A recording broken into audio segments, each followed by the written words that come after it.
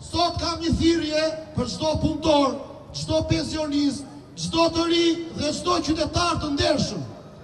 Nesër sindikatat shqiptare, dhe kur them sindikatat nuk e kanë fjalën për ato që janë në pirë me pushtetin 36 vjet. E kanë fjalën për ato sindikatat të reja, të cilat nesër në shenjë solidariteti me protestë këtu do të mblidhen përpara Ministrisë së Ekonomisë dhe Financave për të protestuar të gjithë së bashku. Ju ftoj të jeni me ne, sepse nesër nuk protestojnë vetëm sindikatat. Nesër proteston Shqipëria që punon. Proteston punëtori që zgjohet para linjës së diellit dhe me zi e mbyll muajin.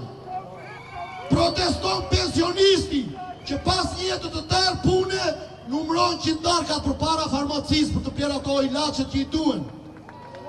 Proteston i riu që punon, por nuk arrin të blejë një shtëpi për familjen e tij dhe nuk arrin të ndërtojë një familje. Proteston çdo shqiptar që ndjen se puna e tij nuk vlerësohet. Sepse kur punëtori varfërohet nga puna e tij, ka diçka që nuk shkon, ka diçka që është gabim. Ne vidhemi. Nuk ka ekonomi të fortë me qytetar të varfër.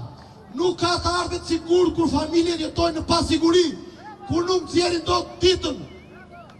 Ne nuk kërkojmë asnjë lloj privilegji. Ne vetëm kërkojmë dignitetin që të punojmë në vendin tonë dhe të jetojmë në vendin tonë, të rrisim fëmijët në vendin tonë.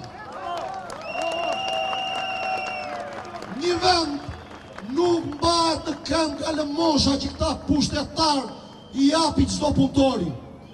Çdo punëtor kërkon respekt dhe dignitet për pjesën e ballit të tij. Një vend që mbahet në këmbë nga punëtorët e tij.